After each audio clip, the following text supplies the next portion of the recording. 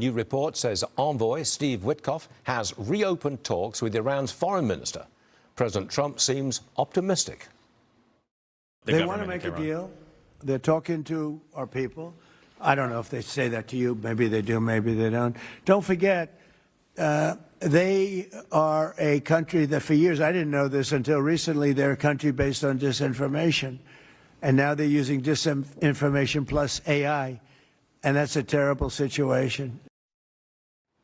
Rebeccah Heinrichs joins me now. Rebeccah, Israel has killed Ali Larijani, the de facto leader of Iran. They've also killed this guy Soleimani, the leader of the Basiji thugs.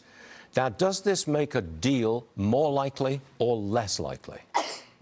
Well, I think it makes it more likely, Stuart, because what we're trying to do with the Israelis is to break the political will of those in charge who are remaining intransigent. They don't want to make a deal with the United States. So what we are doing with the Israelis is taking out the people who refuse to cooperate with the United States until we get to somebody who decides, yes, I would like to stay in power. I'd like my family to stay breathing. I would like to take Iran in a direction that it enables it to survive as a nation.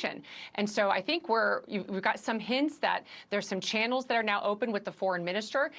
He has so far not confirmed those reports, but as President Trump was just saying, Iran is engaged in this disinformation campaign, and so you can't listen to anything that comes out of the Iran regime to get to the bottom of the truth. Got it.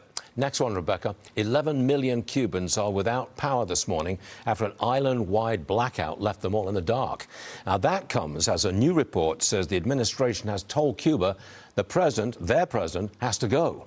Listen to what President Trump said about a possible takeover. I think Cuba's seen the end. You know, all my life I've been hearing about the United States and Cuba. You know, when will the United States do it? I do believe I'll be having the honor of taking Cuba. That'd be good. That's a big honor. Taking Cuba. Taking Cuba in some form, yeah. Taking Cuba. I mean, whether I free it, take it, I think I could do anything I want with it. Taking Cuba, I could do anything I want with it. Could we see real change in the next few days or even a week in Cuba? We could, Stuart. I think the important thing to keep in mind is that we want Cuba to be out of the orbit of the Chinese and the Russians. Cuba has become essentially a satellite country where Russia's been able to have basing there to be able to see and to surveil what the United States is doing.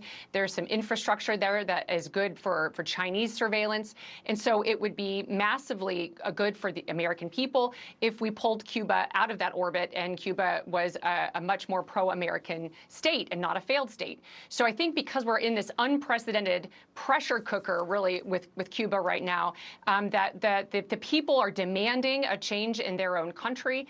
And so I think what President Trump is saying there is it's got to have a different leader. And a leader maybe something like Venezuela, Stuart, where you actually have a leader that's just willing to cooperate with the United States. We've changed Venezuela. We're in the process of changing Cuba and the process of changing Iran.